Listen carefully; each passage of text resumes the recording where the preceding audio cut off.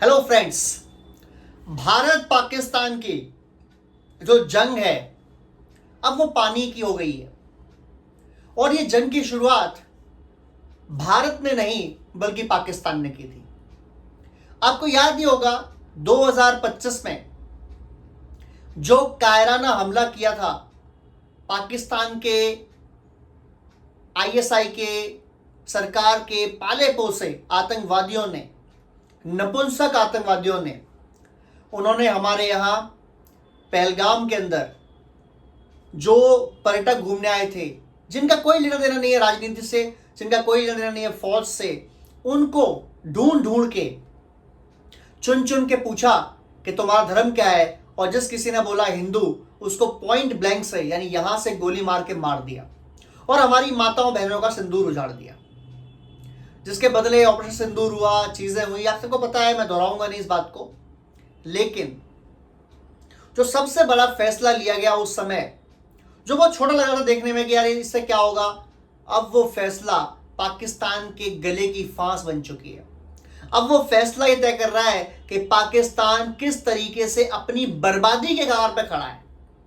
पाकिस्तान किस तरीके से अब वहां पहुंच गया है जहां उसके लोग भूखे प्यासे मरने की कगार पे आ चुके हैं। वो फैसला क्या था? वो फैसला था भारत सरकार, मोदी सरकार के द्वारा, कि हम जो इंडस वाटर ट्रीटी है हम इसे कैंसिल करते हैं, रद्द करते हैं, हम इसे नहीं मानते। और जो लोग इंडस वाटर ट्रीटी को चला रहे थे 1960-65 से, हम उनको भी नहीं मानते। आप सबको पता है कि इंडस वाटर ट्रीटी क्या है। ये भारत पाकिस्तान के बीच हुई थी, और ये भारत पाकिस्तान के बीच जब हुई थी तो इसमें जो भारत से नदियां निकलती हैं और पाकिस्तान जाती हैं, 6 नदियां मेनली, उनको 3-3 करके डिवाइड किया गया था। और ये फैसला किया गया था वर्ल्ड बैंक में, यानी वर्ल्ड बैंक के अंदर ये समझौता हुआ था भारत और पाकिस्तान के बीच कि जो नदियां हैं उनको 3 और 3 में डिवाइड कर देंगे। 3 ईस्टर्न नदियां, 3 वेस्टर्न नदियां। जो वेस्टर्न नदियां होंगी वो पाकिस्तान को दी जाएंगी, जो ईस्टर्न नदियां होंगी वो भारत को दी जाएंगी। जो भारत को दी गई नदियां, उनका 100% पानी भारत के लिए ही है, और जो पाकिस्तान को दी गई नदियां उनका 20% भारत के लिए पानी और 80% पाकिस्तान के लिए होगा। ये फैसला लिया गया, और ये फैसला लिया गया प्यार मोहब्बत के तरीके से, भाईचारे के तरीके से। यानी ये माना गया कि क्योंकि 1947 तक दोनों देश एक ही थे, दोनों देशों के लोग भाई भाई है, और इनको प्यार मोहब्बत से ही रहना चाहिए। भले एक लाइन खींच दी कुछ नकारा लोगों की वजह से, लेकिन ठीक है, क्योंकि लोग पहले एक ही हुआ करते थे, तो पानी की वजह से, नदियों वजह से कोई दिक्कत नहीं आनी चाहिए। और ये 1962-65 के अंदर ये फैसला लागू हो गया और भारत ने पानी बहने दिया। भारत ने कभी पानी रोका नहीं, चाहे वो 1971 का वॉर हो, चाहे 1999 में कारगिल वॉर हो, इवन 1965 का वॉर हो, हमने कभी भी इस पानी को नहीं रोका। लेकिन हद तब हो गई जब पाकिस्तान ने बार बार आतंकवादी हमले किए, और इस बार हिंदू धर्म पूछ के जब लोगों को मारा, तो ये हमारे भारत के जो पेशेंस है उसका इंतहा हो गया, और हमने कहा बस बहुत हुआ यार, बस बहुत हो गया। मोदी सरकार ने और खुद प्रधानमंत्री मोदी जी ने डिक्लेरेशन करी कि खून और पानी एक साथ नहीं बहेंगे, नहीं बह सकते। तो क्या फैसला लिया गया? फैसला ये लिया गया कि अब हम इंडस वाटर ट्रीटी कैंसिल करते हैं। अब ये इंडस वाटर ट्रीटी है क्या? इसके कुछ रूल्स थे। एक तो जो मैंने बताया मोटा मोटा आपको कि ईस्टर्न नदियां और वेस्टर्न नदियां थी, इसको डिवाइड किया गया।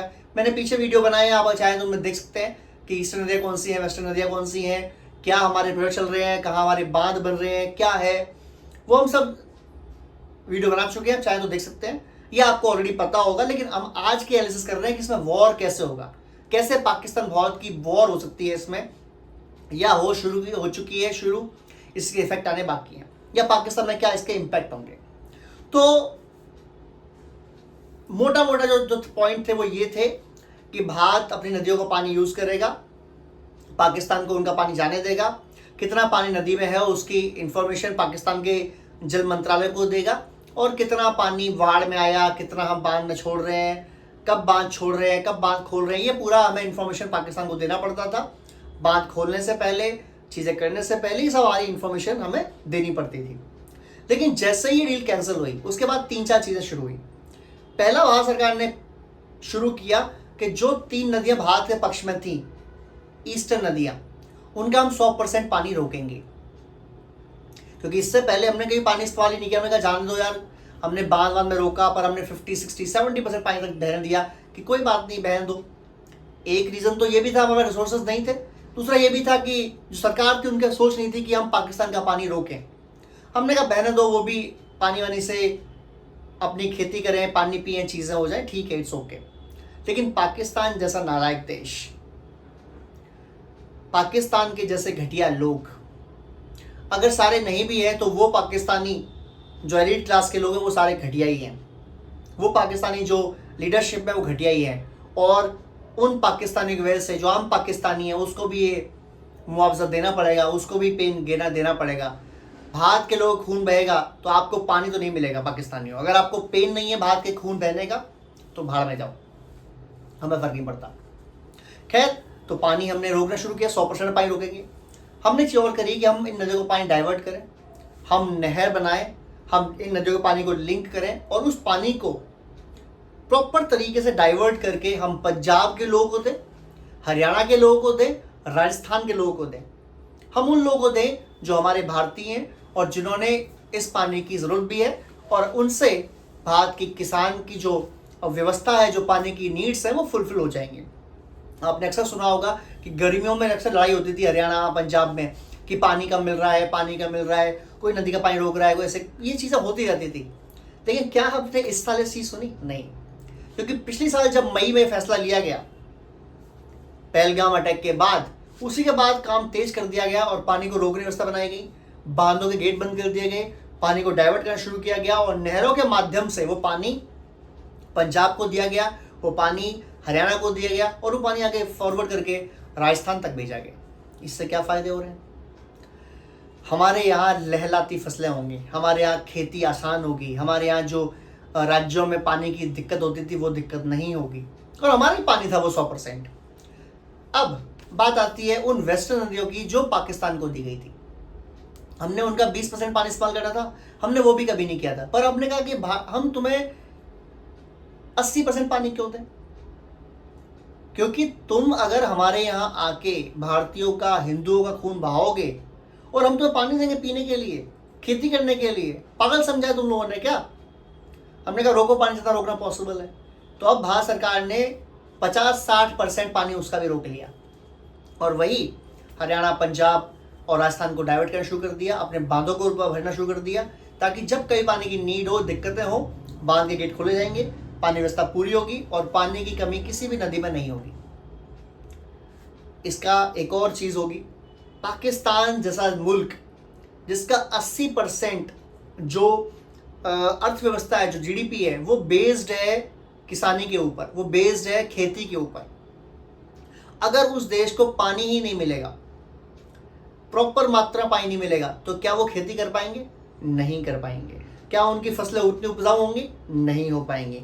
और पाकिस्तान जैसा देश जहां पर 80% लोग खेती पर निर्भर हैं, 20% लोग गरीबी रेखा से नीचे हैं, 20% लोग भुखमरी की हालत में हैं, ये 40% लोग तो बर्बाद हो जाएंगे।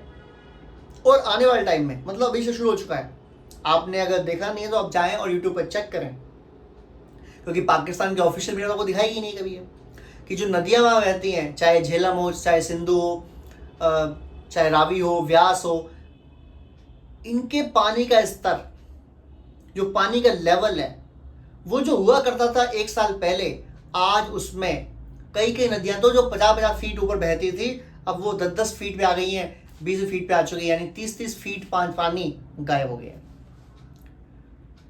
तो पानी की भारी किल्लत है। पानी के वजह से कुछ जगह तो ऐसे हैं सिंधु में, सिंध प्रांत में पाकिस्तान के, कुछ पंजाब पाकिस्तान प्रांत के, जहां पीने का पानी अवेलेबल नहीं है। क्यों? क्योंकि पाकिस्तान ने कभी पानी वानी पीने की चीज़ों पर तो ध्यान दिया ही नहीं। उन्होंने कहा बस नॉर्मल चल रहा है, पानी मिल रहा है, बस बहुत है। अब जब नदियों में पानी बंद होगा तो आपको बांध जरूरत पड़ेगी, बांध तो इनके पास है ही नहीं। इनके पास तो बेसिकली 2-3 बड़े बड़े बांध हैं जो भी बनाए थे अंग्रेजों ने, ना इन्होंने तो बनाए नहीं। और उनके अंदर भी ये हुआ है कि उन्होंने कभी रेत वेत निकाला नहीं, कभी सफाई की नहीं उस बांध की। तो पानी की जो कैपेसिटी है वो ऑलरेडी कम थी पानी की कैपेसिटी। तो वो कैपेसिटी कम थी, भरे गए नहीं, नदियों का पानी भारत ने रोक लिया। अब पाकिस्तान के किसान ये कह रहे हैं कि हम तो भूखे मर रहे हैं।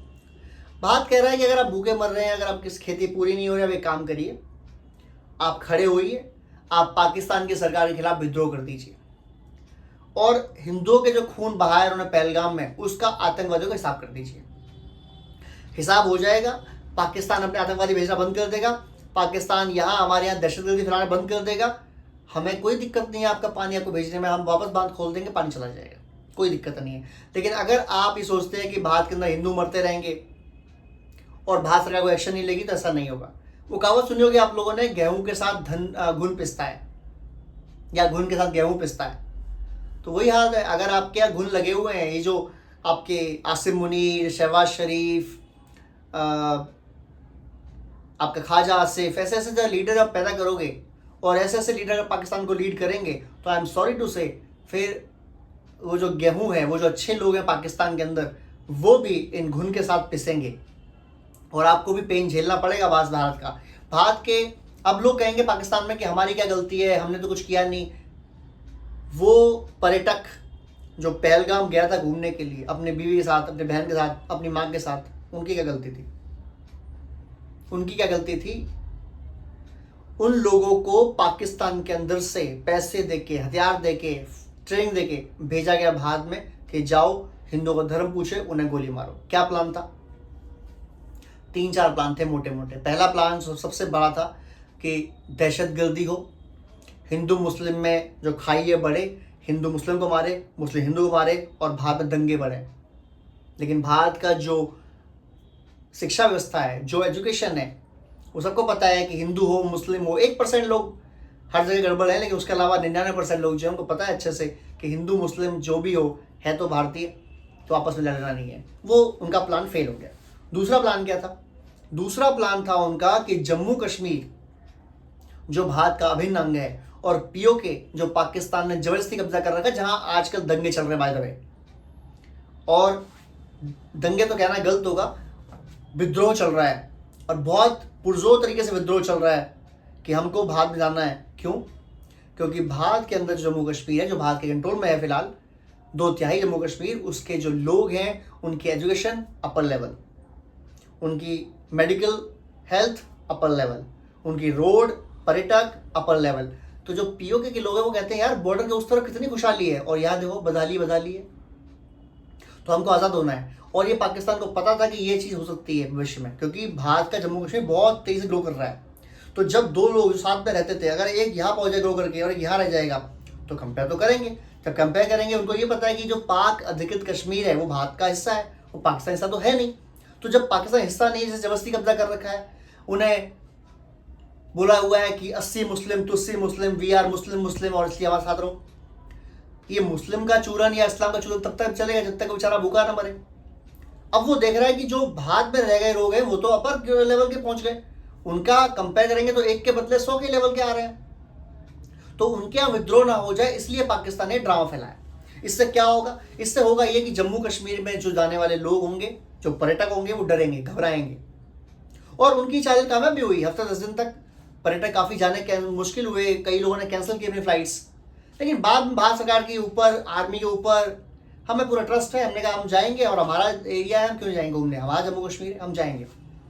तो वो चाल भी इनकी कुछ दिन कामयाब दिखती हुई नजर आई, लेकिन बाद में वो भी कैंसिल हो गई।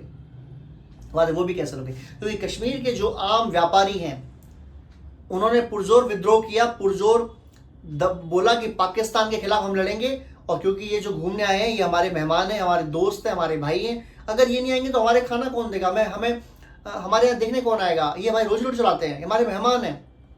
तो उन जम्मू कश्मीर वाले लोगों को भी सलाम करता हूँ मैं, जिन्होंने पाकिस्तान की इस जो सोच थी, जो प्लानिंग थी, उसे कैंसिल करवा दिया। और भारत के जो बाकी लोग भी थे वे भी बढ़ चढ़ के गए भारत से अपने जम्मू कश्मीर के अंदर कि हम डरे नहीं है, हम घबराए नहीं है, पाकिस्तान की हमारी बात। तो इस तरीके से काम चला। अब पाकिस्तान की तीसरी प्लानिंग क्या थी? पाकिस्तान की तीसरी प्लानिंग ये थी कि भारत देखते हैं क्या कर लेगा, लेकिन बदले भारत ने पाकिस्तान का पानी रोक दिया। जो हमारे जल मंत्री हैं CR पाटिल साहब, उन्होंने क्लियरली बोल दिया है कि हमारे यहाँ जो फैसला हुआ था, प्रधानमंत्री मोदी जी ने जो फैसला किया था कि हम खून और पानी साथ नहीं बहेगा, हम उसी पर कायम है, हमने पानी रोक रखा है और पानी हमारे किसानों को ही दिया जाएगा, पंजाब को दिया जाएगा, हरियाणा को दिया जाएगा, राजस्थान को दिया जाएगा, लेकिन हम वो पानी पाकिस्तान को नहीं जाने देंगे जब तक कि पाकिस्तान अपनी हरकतें ठीक नहीं करता। अब पाकिस्तान के अंदर से उस समय भी काफ़ी गीदड़ भभकियाँ आई, चाहे वो शहबाज शरीफ ने बोला हो कि पानी हमारी रेड लाइन है, ये वॉर करा देगी, वर्ल्ड ये न्यूक्लियर वॉर करा देगी। आसिम मुनीर ने बोला, डीजी आइस्कर पाकिस्तान ने बोला कि हम तो 5 मिनट लगेंगे, सरकार ऑर्डर दे हम पानी खुलवा देंगे, ठीक है। बिलाल भुट्टो ने बोला कि या सिंधु दरिया में, सिंधु नदी में पानी बहेगा या उनका खून बहेगा। ये सब डालोबाजी की गई। भारत सरकार ने एक एक्शन लिया था कि हम पानी नहीं देंगे, हम पानी नहीं दे रहे। पाकिस्तान को लगता है कि हमारे यहाँ से जबरदस्ती पानी छीन सकते हैं, वॉर लड़ सकते हैं, फॉर वाटर मोस्ट वेलकम। आप कोशिश कर लीजिए, अगर आपको लगता है कि आप जंग से हमारे यहाँ से पानी छीन सकते हैं तो प्लीज ट्राई कर लें, कोशिश कर लें, देख लें, क्या पता पानी मिल ही जाए, पर मुश्किल लगता है। बाकी जय हिंद, जय भारत।